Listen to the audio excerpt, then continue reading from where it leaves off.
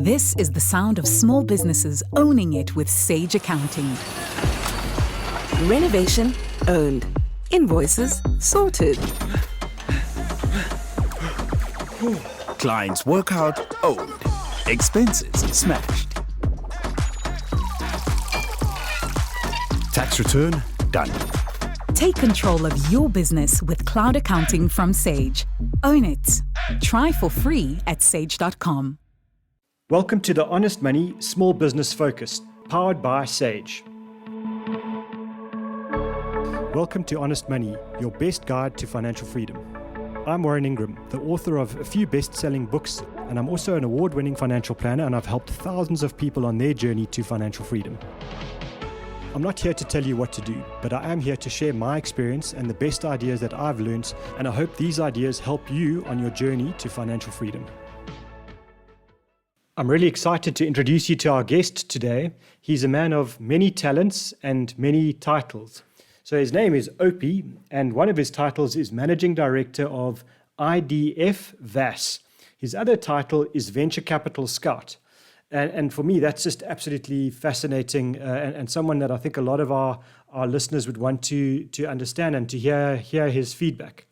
So on that note, I want to ask you, OP, I guess you're a man who helps people put their money where their mouth is. If you've got the willingness and the interest to invest in early stage businesses, the person to talk to is OP, because you're the man that's helping marry the investor to the successful high potential entrepreneurs. So perhaps, OP, you can tell us a bit more.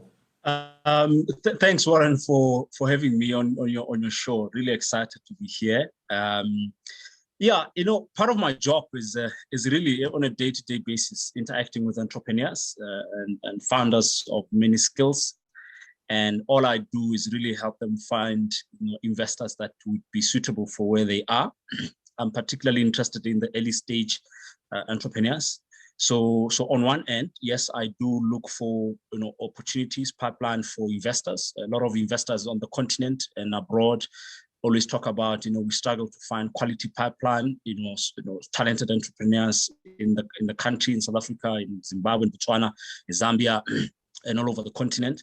And my argument has always been there's more than enough talent. There's amazing, talented entrepreneurs all over the continent building amazing solutions, incredible solutions addressing big problems that we are facing. So my job is to match the two. So I will look. I've got an appreciation of the landscape and the ecosystem. So I scout, I look for talented entrepreneurs at a particular stage that are exhibiting certain type of characteristics.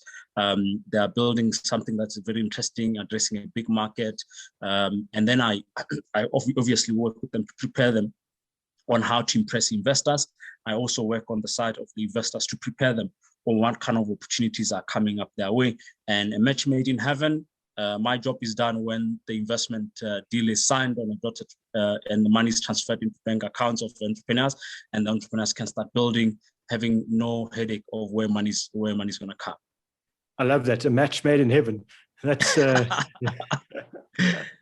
So just your geography that you look after is interesting, because you're looking at what the economist once called the lost continent, and kind of a land of no opportunity, and then kind of 5 years later it's the land of all opportunity, and 5 years after that it's the lost continent again, and it's so frustrating for me, because it feels to me like the world thinks of America and now China, and everything in between doesn't really exist when it comes to good places for business. Your experience is different.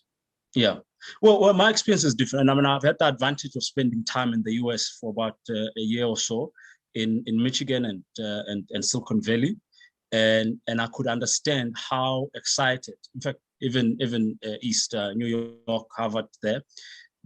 People globally, people are interested and are excited about what we call frontier markets, and Africa, all the countries on the continent are what we call frontier market, meaning it's untapped opportunities. The size of the market is so huge you can't even quantify it, right? There are no available data points for you to even begin to estimate Is this a $1 billion market? Is this a $10 billion market? Is this a $500 billion market? Because the opportunities are that huge, and everybody else is trying to figure out how do they have a share, how do they get to participate, how do they get to play a role, in accelerating those markets. And I think we are in a very fortunate place in South Africa and a few other countries that have had a head start in identifying opportunities, in building infrastructure, in building resources, accumulating resources to really, finance additional growth and development in the space. So I think, contrary to popular belief, the markets, I mean, we interact with funds that are also in Europe, very interested in what is happening in Africa. There's a lot of data points that are showing that funds are moving towards, whether it's infrastructure, whether in terms of development finance, whether it's private equity, whether it's venture capital, whether it's impact funds, everything else is looking inwards into Africa. So those entrepreneurs, innovators, founders, small businesses, macro businesses that are on this continent have a better chance, to really build something, even if it's a small moms and pop shop, or it's a small family business, it's a medium business that's going to make $100,000 US, 100,000 rands a month, or 100,000 in a year. That's where the opportunity is, and everybody else is looking towards that. It's looking towards us. And I wish more of us would believe that, because we're so focused on our problems, and we don't look at the opportunities. Yeah. And I think I agree with you. The opportunities are here. This is the market to capitalize on. So yeah, absolutely. I thought I wanted to use you as a myth buster today. Because I do a lot of in the days before COVID, I'd stand in a hall and talk to people about financial freedom, and talking around starting own businesses is definitely a route to financial freedom. There's not only one way. I think there are many different ways to achieve financial freedom, and one of them is definitely starting your own business. And when we have the conversation, someone I know within 30 seconds of me saying, look at starting your own business, someone puts up their hand, and it's usually but, and there are lots of buts. And the first but is, my dad's not a politician, or I don't have rich parents. The banks don't give money. There are no opportunities. No one will do business with me. And so it's almost that people are giving up before they've even started. And so, my question to you is, are there opportunities? Is it something that people can do in South Africa to start a business from scratch without a politician father or a rich banker dad? Is it something that people can realistically do in our country? In my over 10 years to 13 years of working in the small business and entrepreneurship development space, the biggest challenges have always been seen as access to markets, fair, access to finance, fair, access to skills, fair. The one big challenge that is access to information. I say access to information because it's got various dimensions. You have people who are in the lower tier of the market who want to start businesses. So they are interested in starting businesses. It's what we call, it's what the Global Entrepreneurship Monitor calls the total entrepreneurship activity. So few at the lower end, people who are to start, how are they encouraged to begin starting their first business? It is information that is going to allow them to know where to start, how to start, why they should start, and at what speed they should start. Now, it's okay to estimate that it's not easy. Of course, entrepreneurship is not easy. It's one of the loneliest journeys you can embark on, right? But there are a lot of support programs, support systems in place.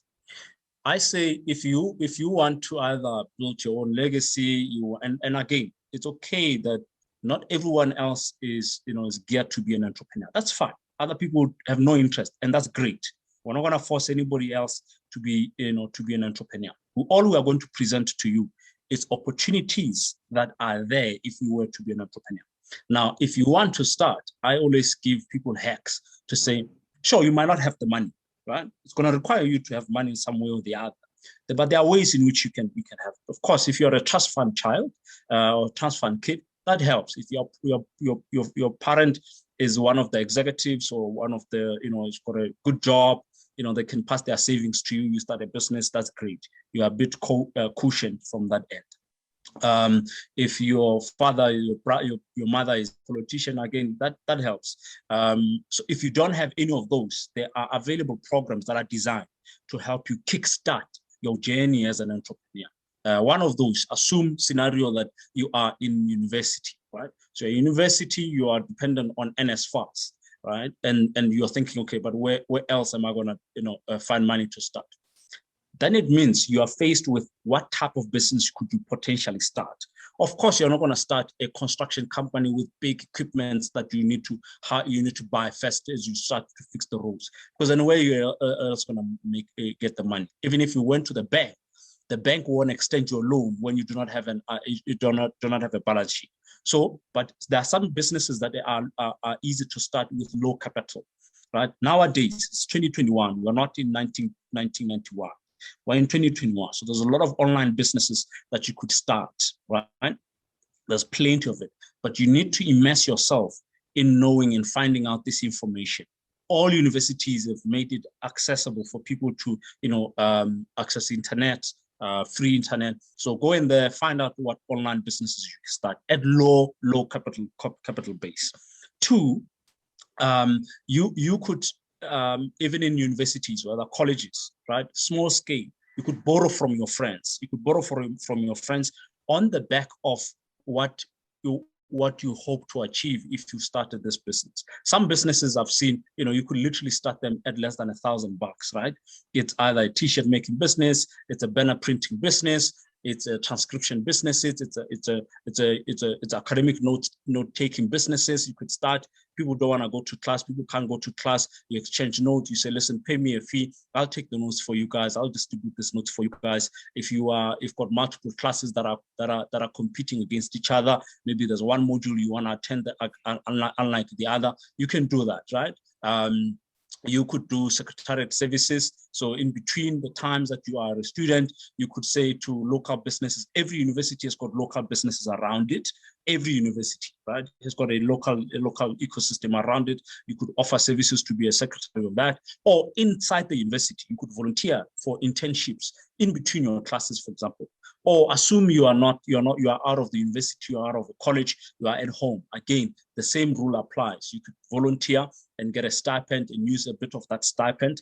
And I understand sometimes, Warren, what you find is that even with that little bit of income that comes, because you are starting at a minus, you are tempted to use that money for food, right? For clothes, for transportation.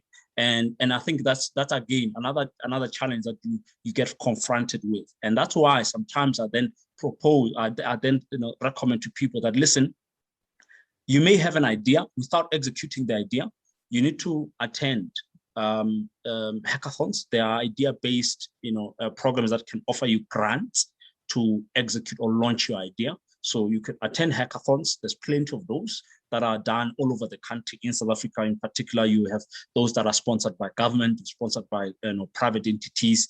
So take advantage and attend those.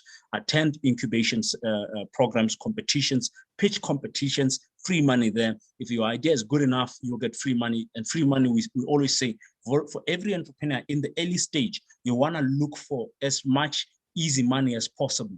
Because any money that is going to come that is not easy, it's going to require you to pay an interest, or it's going to require you to give away equity. So it's expensive. So rather look for grant money from competitions that are run by corporates, youth entrepreneurship programs, or just small business incubation programs that government may be offering. Look for those opportunities. So all of this is dependent in your willingness to seek the information. Access to information is what so many people don't know, because they don't know any better. They don't get a chance to know, to do any of this. So that's why half the time when you say, guys, you can start a business, then say, but Warren, what do you mean? I don't even know what that means. Where do I even start? Of course, it's just access to information. Half of the things are there. When you unveil these things to people, they only realize, oh shucks, I didn't know this thing.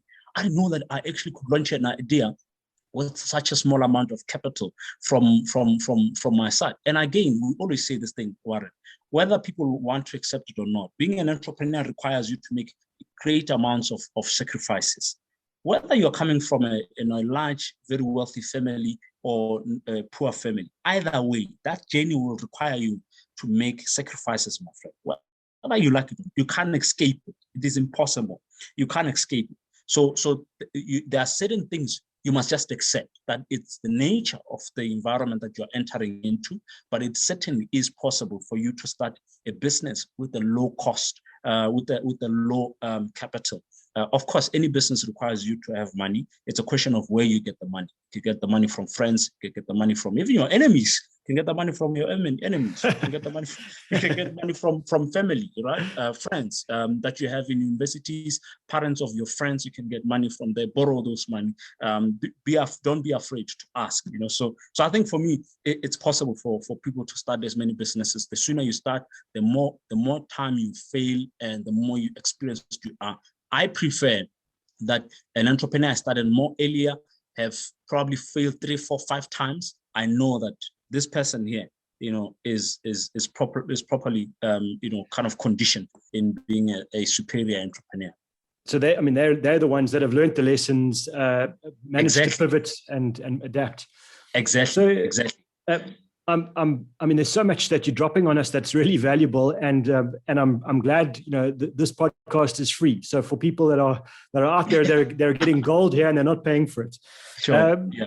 I wanted to ask you, you mentioned earlier, and I think it's something that's really valuable for an entrepreneur who's got an early stage business that's going well, but they need capital to kind of take themselves to the next step. One of the things you said is, that's part of your job in life, is to find those hidden gems, match them to investors with capital and get the marriage made in heaven. What does an entrepreneur, what are the characteristics that you're looking for from somebody as an entrepreneur, where you say, wow, okay, that's someone I think we need to do something with. That's a business we need to kind of fund. How do they catch your eye?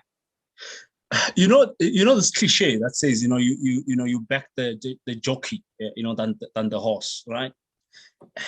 It is so critical. Having worked with like hundreds and hundreds of entrepreneurs all over the world, people back people. People invest in people that they trust. Now, what sort of characteristics, or what sort of behavioral, characteristics should person exhibit that suggest, I like Warren. What he's doing right now is probably going to fail, and that's okay. But I like this guy. I really think this lady or this girl, this guy, this boy, whatever it is, this person is definitely the person that I know. If they fail now, the likelihood that they will get into something even better is higher. Now, what sort of a person is this? This is somebody who we know one is very open to criticism, right? So very teachable in spirit. Why is this thing critical, Warren? It's because the journey of building a business, and this is the assumption is that you're building a business that's going to grow over and above you as the individual. So it means you're going to have employees, you're going to have customers, right? All these people around you, they're going to tell you what they like and what they don't like about what you're doing, about the product, about the business, about how you are leading, about how you speak, about how you walk. They're going to tell you. These people, everyone is going to have an opinion, because you are not going to build a business in isolation. It's going to have ecosystem of people, either the investors, whether the bank, whether the angel investor, whether that uncle that gave you the first, 20,000 to start and said, listen, give it to me back when you are nice and easy, or government grants, or all this kind of things. Customers, your biggest people. So if you can't take criticism, and you notice it in how you keep pressing somebody about questions, you ask them same questions 5 times, right? And that's the trick we always use is, I could ask you one question, but 5 times in different ways. And I want to hear how else, you're able to respond to this sort of criticism, right? So that a level of teachability, how mentorable you are, but also how passionate you are. So I always say, it's one thing, anyone can start any kind of business. I mean, like right now, you and I can literally decide, let's start a weed business right now. I want to start a wheat business. But is you and I passionate about wheat business? We're not passionate about wheat business. Maybe we've just heard that, hey, it's a cool thing to do now.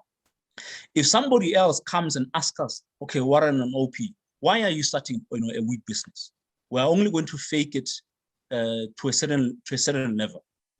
Sooner or later, it's going to catch up with us because we're not passionate about it. When the going gets tough, we're going to drop it and go back to what we all have been good at, right? Because we're going to say, listen, we can't keep this thing. This is nonsense. We can't do it. Yeah, cool. All right. So I think be teachable, be somebody who's open to criticism, somebody who's mentorable, very passionate about what you're building. That's the kind of person that we're looking for. Fantastic. And I'm off camera. I'm busy rushing you because we've like blown our timelines already by ages, and I don't want to stop you because there's so much great content. So my last question, which I'm going to ask you to give us a shorter answer, OP, is if there's one lesson you could give yourself if you went back to your 21-year-old self, knowing what you know today about business, what would that be? Geez, Warren, that's a difficult question. That's my job. I think it's to just ask for help to start. Ask for help for somebody to give you money to start. I was afraid to ask. I had a lot of business ideas, and I was afraid to ask people that I knew could either link me up with somebody that can support or somebody that could give me the resources. I was afraid to ask for that. I thought it was not in my culture, but I was strong. I was confident to ask about a job, but I wasn't confident to ask about, hey, give me 20,000 to start a business. So I think if I was 21 years old, I'd tell myself, listen, ask for help and be confident about it.